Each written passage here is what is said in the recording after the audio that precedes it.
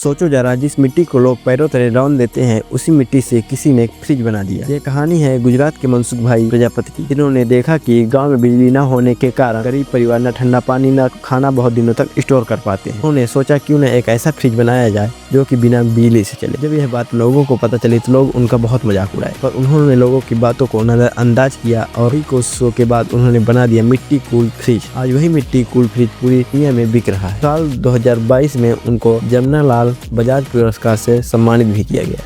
इसलिए बोलते हैं, अगर आपके पास टैलेंट है, एक मिट्टी भी सोना बन सकती है। बाकी इसी तरह की फैक्ट एंड बिजनेस से रिलेटेड वीडियो देखने के लिए मुझे फॉलो करना मत भूलना।